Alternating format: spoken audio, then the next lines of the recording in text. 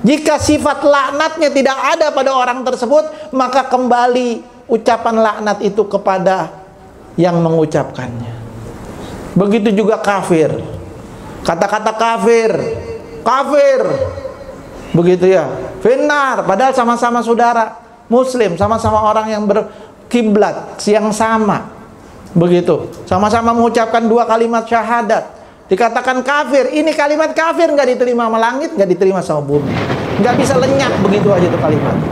Kalau memang yang dibilang kafir itu benar kafir, ya dia nyasar ke dia tuh, tertuju ke dia, ke orang yang dikatakan kafir itu. Kalau benar dia kafir, kalau tidak, nggak bisa lenyap begitu aja. Dia balik lagi kepada pengucapnya, maka yang mengucapkan yang jadi kafir.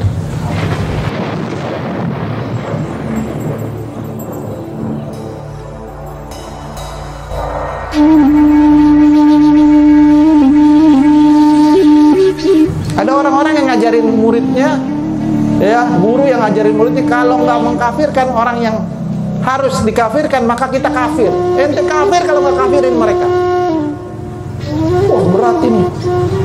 Ajarannya keras. Begitu ya. Keras.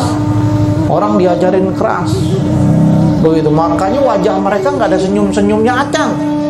Kalau ketemu cemberut aja. Abusan komtoriro. Cemberut. Jalan cemberut diucapkan assalamualaikum. Salam. Masya Allah. Ada orang-orang yang begitu, ada. Saya tinggal di sini baru nemu orang-orang yang begitu. Oh, ada yang begitu benar. Ada yang tadinya sebelum sholat, sebelum ngaji, ke masjid begitu. Wow, kalau mau gabung sama mereka, itu kalau saya lewat pakai motor negor, Pak Ustaz. Assalamualaikum, waalaikumsalam, Pak Ustaz. Ngaji, dia mulai ngaji. Ya, saya nggak sebutkan di mana. Ente orang bisa neraka sendiri, ya. Ngaji dia begitu. Sholat di situ, dia ngaji di situ. Sekarang kalau ketemu boro-boro negor, melengos. Begitu. Melihat saya dari jauh udah melengos dia.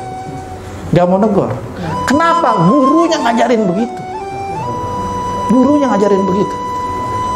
Ada satu jamaah saya di Darussalam, dia ngaji di Darussalam juga di Masjid Nurul Ikhlas. Orang tua. Dia bilang, dia cerita, saya punya ponakan satu-satunya di Jakarta, tinggal dia doang ponakan saya. Waktu lebaran sebelum pandemi kemarin, tahun 2019. Saya udah siapin makanan, istri saya udah masak, dia nggak datang. Nggak datang ke rumah. Saudara satu-satunya, ponakan satu-satunya di Jakarta, Ustaz. Saya sama istri saya sedih nggak didatengin. Akhirnya kita yang datengin, yang tua datengin yang muda. Ketika saya datengin, kenapa nggak datang ke rumah, udah nyiapin makanan, biasanya juga datang tiap tahun. Itu bid'ah. Nabi nggak pernah lebaran, kalau habis lebaran la haula wala quwata illa billah.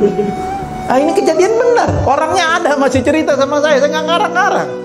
Cerita beneran. Nabi nggak ngerjain itu. Begitu. Nggak pernah Nabi habis sholat itu terus lebaran keliling-keliling kampung. Emang apa salahnya?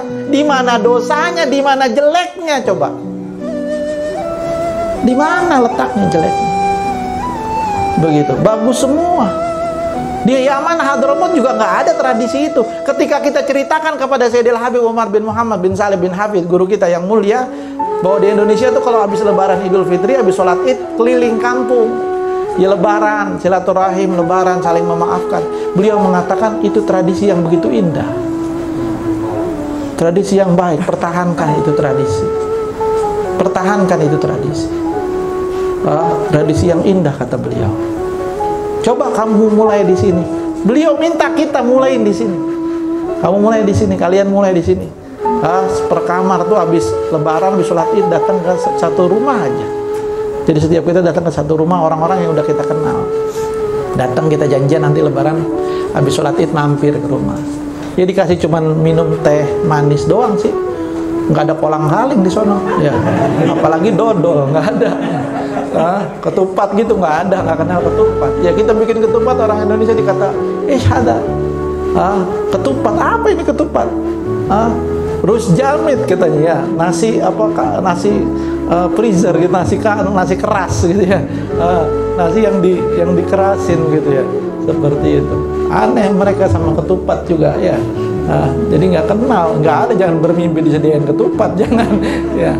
Apalagi opor ayam nggak ada, cuma dikasih itu doang, air minum. Ya udah, tradisinya yang penting. Habib Umar suruh kita itu dulu awal-awal untuk datangi orang yang kita bisa datangi. Wah, kada, mudah-mudahan Allah Subhanahu wa taala jadikan bulan ini bulan yang penuh berkah buat kita. Bulan yang penuh dengan taufik hidayah Allah Subhanahu wa taala. Allah tanamkan di dalam hati kita ta'zim kepada bulan-bulan yang dita'zimkan, yang dimuliakan oleh Allah Subhanahu wa taala. Allah tanamkan di dalam hati kita rasa cinta, kerinduan kepada bulan Ramadan, dan mudah-mudahan dijadikan Ramadan yang paling berkah buat kita semua.